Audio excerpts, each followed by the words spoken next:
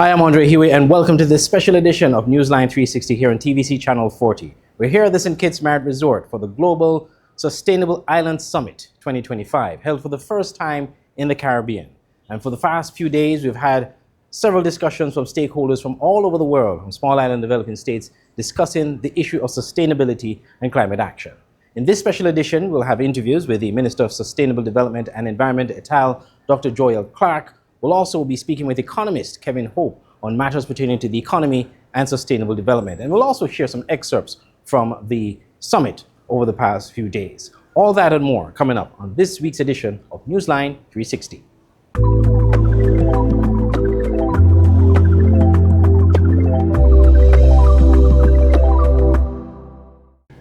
I'm Glenn Bard from SK NEWSLINE, and we are at the Marriott taking part in the Global Sustainable Island Summit 2025.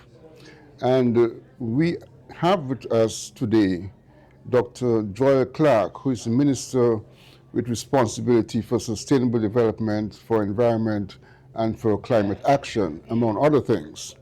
And she's also the one and involved with the ministry that has been responsible for bringing this summit to a large extent to St. Kitts.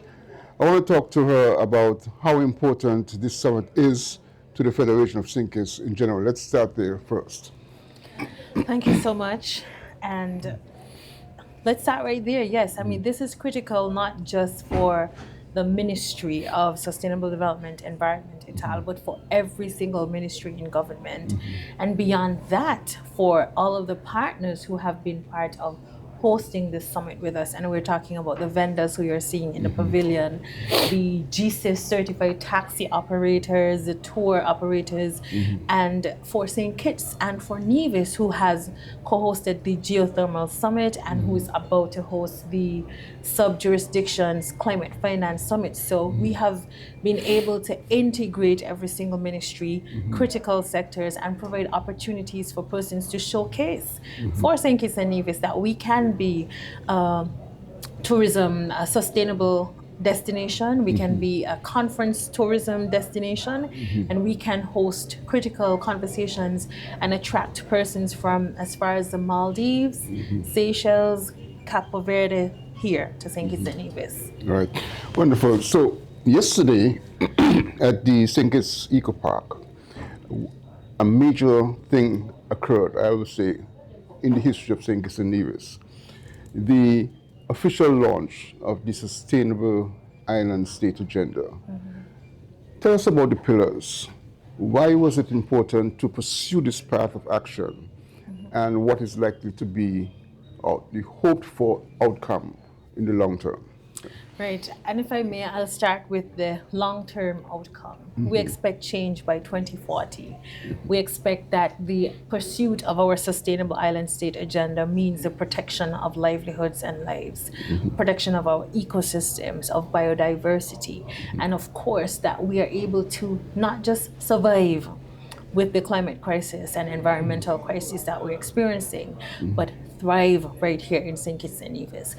And we decided that the best approach to our sustainability, to our survival, to thriving, was working towards the acceleration of the Sustainable Development Goals. As you know, we have just 5 more years left to meet these goals, and globally we are not on target. Regionally, we are not on target. So nationally, we won't be on target for many of the goals because of COVID-19. However, we needed a way to accelerate getting to these goals. And our Sustainable Island State Agenda is that accelerator model. We've twinned this with or modeled this from our National Development Planning Framework, which sets out an agenda for economic and environmental resilience by 2037. Putting them together means looking at the key areas for survival, key areas for sustainability, and that's where we get our 7 pillars. Of course, 7 is a biblical number, and we are a Christian society, but we're looking at first, and through consultations, we've made some adjustments with the pillars. We started with water security, consultations, especially from the insistence of Minister Maynard. Energy, we have to solve energy. And we've heard Minister Maynard and Premier Brantley and Prime Minister say, you solve energy, you solve food, you solve water, you solve food. So we reoriented the pillars to have pillar number 1 being renewable energy, energy security. Pillar 2, water security. Pillar 3, food security.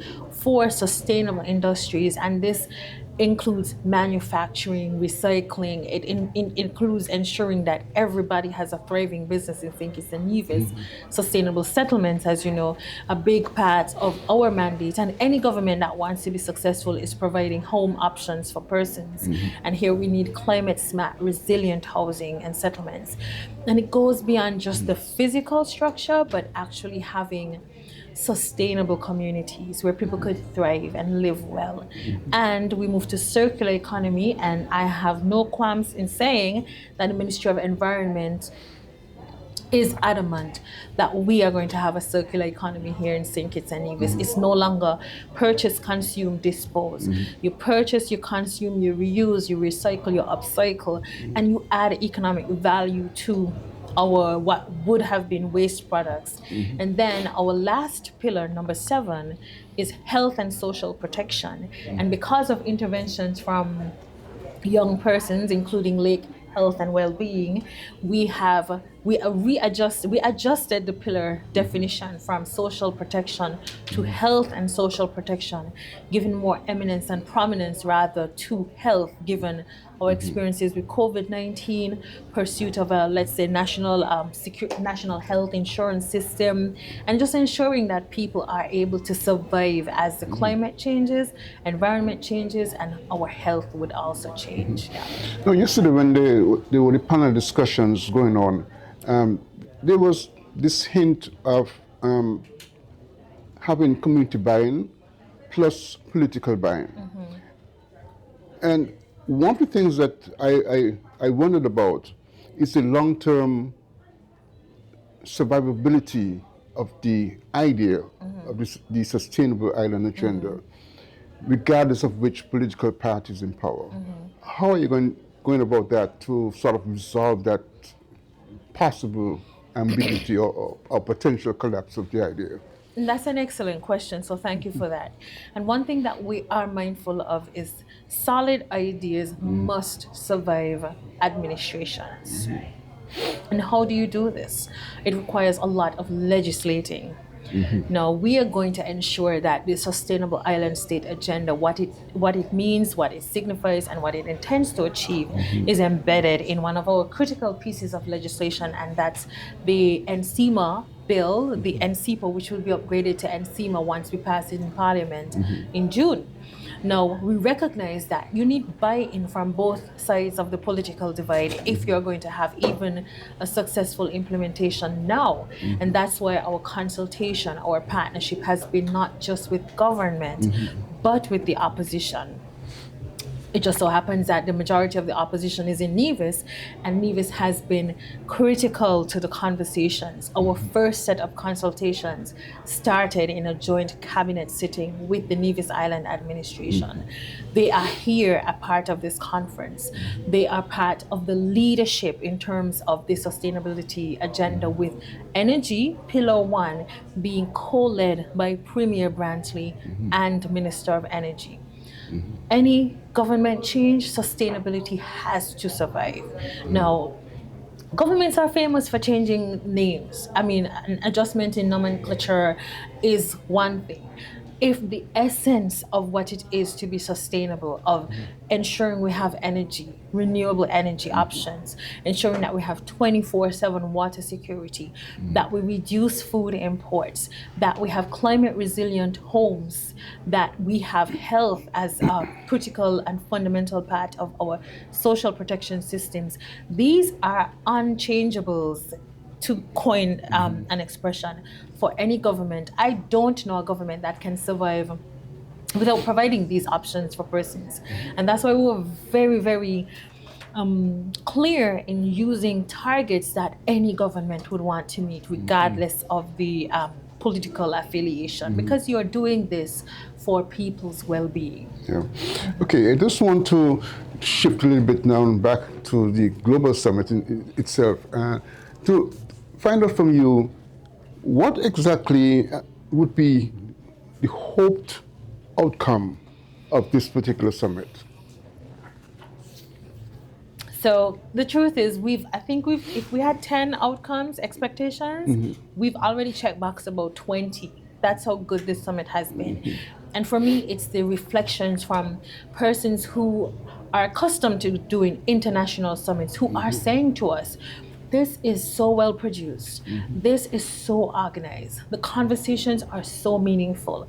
The experiences, the fact that you are able to take us out of a four-wall room into the Eco Park, the fact that you've transported us along your iconic scenic railway to see what it is to be an island nation along the coast, through the mountain, to observe what's happening in your country, and then to showcase your partnerships. So tick, check boxes, success. Of course, with every conference, there are going to be kinks, there are going to be things to work out, but the hosting of this summit has proven that small St. Kitts and Nevis is able to do things that big countries with 10 times more resources can do, and that people have traveled 3 days from the Maldives, I think, to get here. To be part of the conversation means that they are paying attention to what we're doing, and they are acknowledging that we can't do it alone. St. Kitts and Nevis cannot fight alone in the Caribbean. The Caribbean cannot fight alone in the Western Hemisphere. We got to connect with the Pacific Islanders, and they are here to talk with us, to share knowledge sharing, and really look for the opportunities for us to then connect on the international landscape. So we have accomplished a lot. One of the smaller targets that we had was, how do we get every single vendor involved? How do we ensure people feel the summit? Today you had the school children who are here engaging with our vendors and artisans and creatives. Another critical expectation, and I am so happy, and you can confirm if this is worth a checkbox, is that we needed media to be central to the summit. It doesn't work if the media isn't part of the conversation. We can't spread our message. You are the only entity, institution that can do so. What can we look forward to over the next 3 years or so? Yes, so it's going to be endless consultation and endless adjustments and reconfiguration of how CISA manifests for us. And every sector, every pillar has to do its own set of consultations. Our ministry doesn't lead on every pillar. We're definitely leading on circular economy. And you see that we're doing our plastic ban. We're continuing with the ban on styrofoam plastics on July 31st. And we've done intensive consultations there. The consultation isn't just local. We're in schools, we're with our business community. I think if you step out, you're gonna see reusable bags from St. Kitts Nevis Anguilla National Bank, part of the ongoing partnership that we're trying to build with the private sector for their own corporate social responsibility. Our consultations continue regionally and internationally, especially with the Republic of China, Taiwan. I think we just had our first bilateral engagement on carbon credits and where we go. It's a new step for us. But it is also something that we're required to do as part of our commitment to OECS and CARICOM, but to have our partners, the ROCT, decide we want to help you along this journey. And this is part of the whole framework of sustainability, that we consult, we negotiate, we ask for support, and we adjust. If we have to get going fully with, let's say, our electric vehicle policy, that has been a series of consultations, not just with transport operators and bus drivers, but with TDC and Hosfords and persons who are importing. And they have made it clear what they need through consultations to support the government in this transition. The Chamber of Industry and Commerce has made it very clear on what the ramifications are if we don't do certain things. So we have to consult for the Sustainable Island State Agenda to become our sustainable island state agenda as a people of St. Kitts and Nevis. Okay. Finally, talk to us a little bit about the involvement of the international partners here in this global summit. And I guess they're all playing a very important role in getting things moving forward. We have partners here from the Green Climate Fund, Caribbean Development Bank. We have the International Inter-American Development Bank. I mean, the list goes on and on and on in terms of international partners who have journeyed to St. Kitts and Nevis to be part of this conversation, but also to follow up on the commitments they made to us when we went to them, to all the COPs we've been to for the past 2.5 years, saying, we need your support. Today, we had our side event with CCSA, Caribbean's Climate Smart Accelerator, a conversation that started in COP in Dubai. And the conversations lead to technical support, leads to resources, leads to eventual change. And the world is here in St. Kitts and Nevis to see what we've been saying to them for 2.5 years. Our Prime Minister has said we don't want pity, we want partnership. We want you to come, see what's real, see what's lived for us, and tell us how you could help us adjust. Okay. All right, so I want to leave with the idea that the whole talk about sustainable islands it's a long-term, very intense.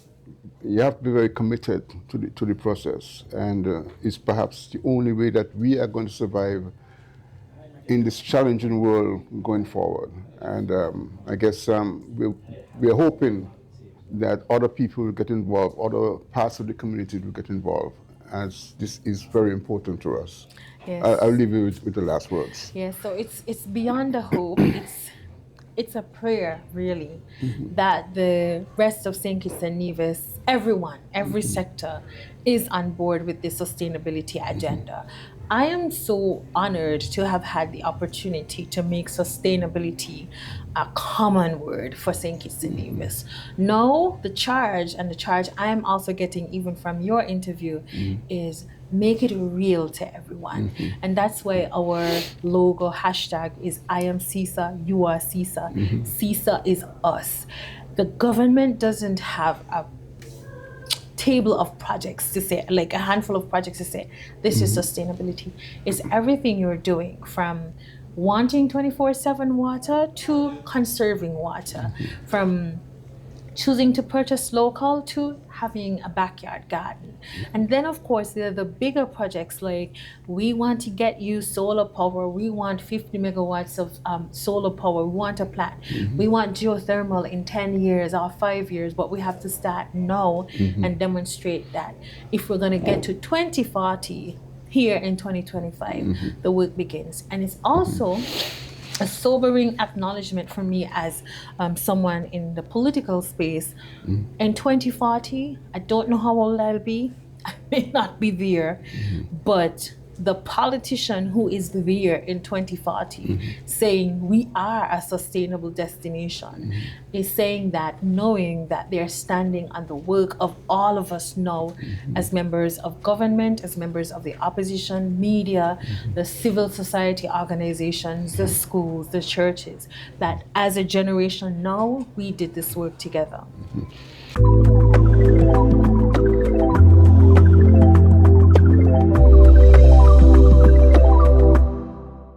Your favorite TV shows are just a click away with TVC Plus at tvcplus.live. Stream our 24-hour live programming. Catch the latest episodes of TVC Originals on demand. Enjoy premium pay-per-view content and so much more. Watch on any device, TV, laptop, tablet, or smartphone. Visit www.tvcplus.live. Stream, watch, enjoy. The SKN Newsline website now offers you more news. Log on to www.sknnewsline.com for local, regional, and international news. You can also watch the latest newscast and keep abreast with news in sports, all from sknnewsline.com. That's www.sknnewsline.com. News at your fingertips. Good day to the beautiful people of St. Kitts and Nevis. St. Martin News Desk now airs on Monday, Tuesdays, and Thursdays on TVC at 11 a.m. and then again at 5 p.m. So make sure to tune in. It's entertainment TV at its finest. Join us for Main Event, the Caribbean's leading entertainment show only on Television Caribbean TVC. Tune in as our host chats with top artists and entertainers, bring you the latest buzz in entertainment, and showcase the hottest music videos from the region's biggest stars. Main Event airs on Thursdays at 8 p.m. with rebroadcast on Fridays at 10 a.m. and 6 p.m. When it comes to entertainment, it's always the Main Event on TVC.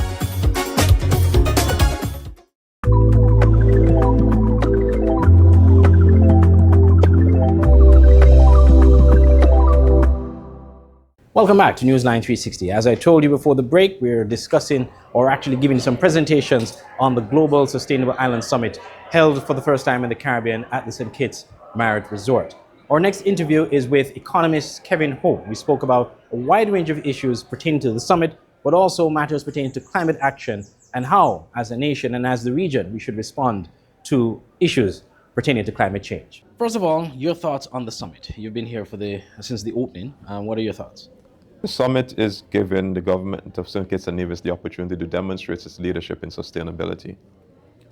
I think what's clear is that the world, a number of small island developing states, since the Antigua SITS conference last year to present, have had an opportunity to get to learn more about St. Kitts and Nevis in the space of its commitment to water security, to energy security, and equally to food security. At least 3 of the 7 pillars of their Sustainable Island State agenda. And even during my time here at the summit, what is evident is that a number of the dialogue and discussion, St. Kitts and Nevis is showing its prowess, or at least its commitment to at least achieving at minimum these 3 pillars to sort of build a strong foundation for sustainable development. Yeah. Now, economically speaking, how vital it is for countries like St. Kitts and Nevis, small island developing states, to take the issue of climate action, climate change seriously. What impacts do these have on countries' economies and countries like St. Kitts and Nevis? So climate action is important in the sense that, can you repeat the question? Yeah, so what, how important or how seriously should countries take the issue of climate action as it relates to the economy? What impact do these or the effects of climate action or the lack of thereof have on economic development or economic impact on these countries? I think it's important for us to recognize that climate impact affects our entire ecosystem, the economy, the environment, and livelihoods, right? The bread and butter. So if we think of our productive sectors in St. Kitts and Nevis, largely tourism and also agriculture to an extent, climate change is having real impact. Sea level rise affects all of our tourism infrastructure along the seacoast. It also affects and have implications for our water production. Events similar to drought events would also continue or deepen the water scarcity issues we have on land. And if you're in the farming community, you could imagine the effects that would also have on crop production. So taking climate change seriously or leading in terms of climate action by the government is one of, our step towards enlightening our people in terms of the importance of how do we mitigate or adapt to climate change.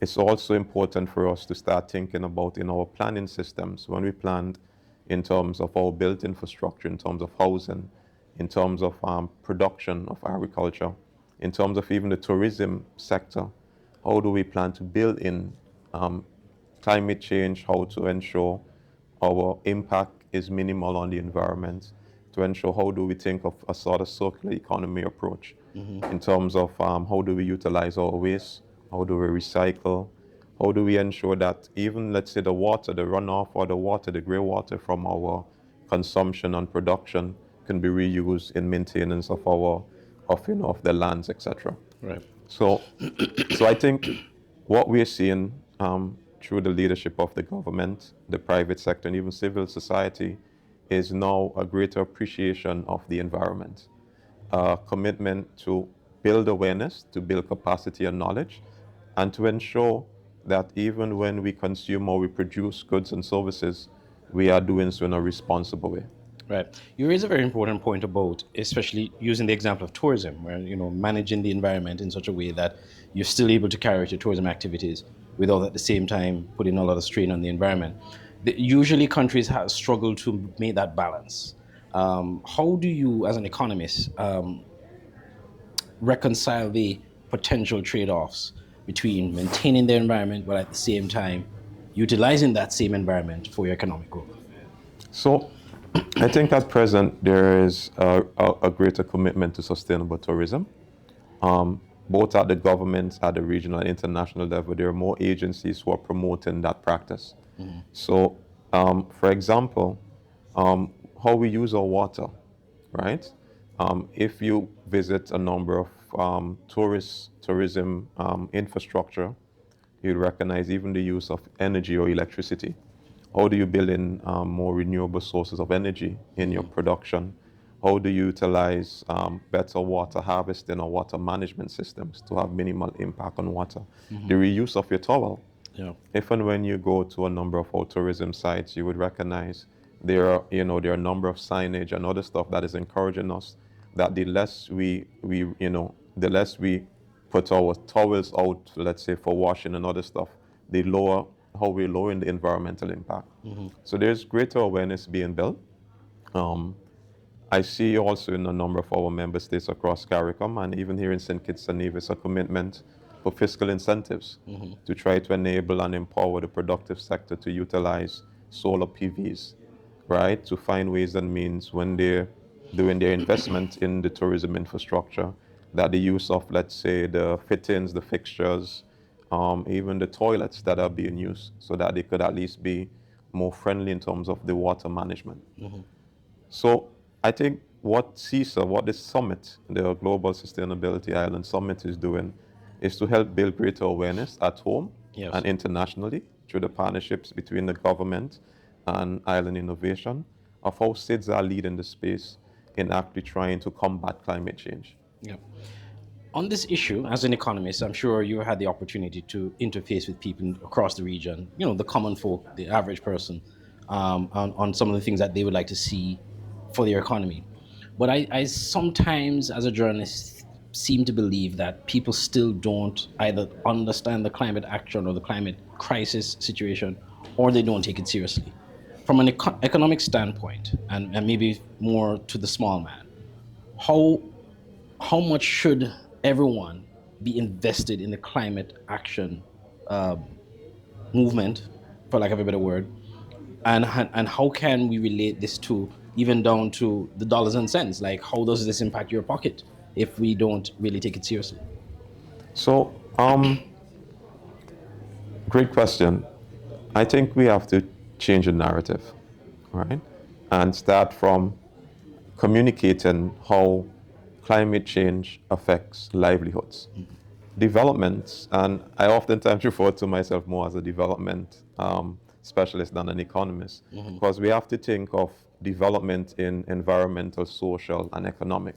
So while a lot of times we're pursuing economic agendas that may have social and environmental impact, we have to see all the three as interconnected, right? So in this case, we have to start to speak where we could speak to the average man or woman in terms of how climate change and all environmental impact affects their livelihoods, income.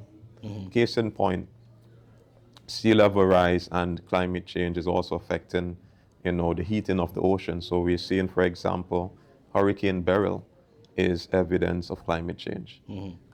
If we saw the evidence of the damage and the infrastructure it did in St. Vincent and the Grenadines in Grenada, even in Barbados, in terms of the fisheries sector, that affected the livelihoods of a number of the fisherfolk who work and live among the rural area. Yeah. Right? So at least that's tangible. When we speak to farmers or we engage with the farmer, and they're having difficulty in terms of their yield in their production, due to droughts, due to the need to find more climate resilient type of seedlings. That is also affecting livelihood, because that's affecting the food that we consume. Yes. That's affecting, and if we think of, when you look at development in terms of where most of our poverty exists within the rural areas, I just spoke about the fisher folk and agriculture, the farm, the farming community. That's real. So when we think of the need for us to be more sustaining in our food, when we think of climate change, case in point, the water that we're using in St. Kitts and Nevis, we're a water scarce country, right? And imagine a scenario where we can likely have even greater challenges or risk in terms of access to quality water, quality in drinking water. Yes. Right? So when governments and agencies are designing projects, we have to take this into account. We have to plan 10, 15 years ahead, right? And if we're a water scarce country, what are some of the solutions we're going to design taking into account climate change? At present, we're seeing evidence of greater investments in desalination plants. But there is a connection between water security, energy security, and food. With our desalination plants in St. Kitts and Nevis, these are energy intensive. To actually operate a desal plant requires huge amount of energy. Yeah. So are we going to take into account solar PVs? Are we going to take into account, and which again indicates that St. Kitts and Nevis is leading in both the advocacy and implementation with respect to geothermal? So here we're seeing two sources, geothermal or solar, being able to help solve our water crisis in St. Kitts and Nevis. Imagine a future by 2030, 2040, where not only are we having lower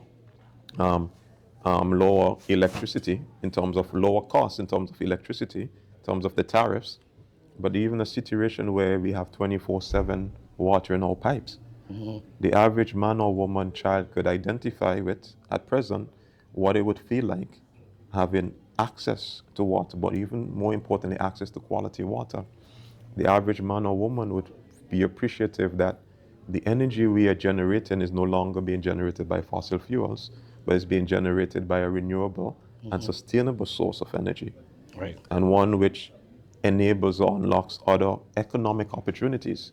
Imagine a St. Kitts and Nevis where not only are we dependent no more on agriculture or tourism, but we are now generating a lot of economic opportunities around an energy sector.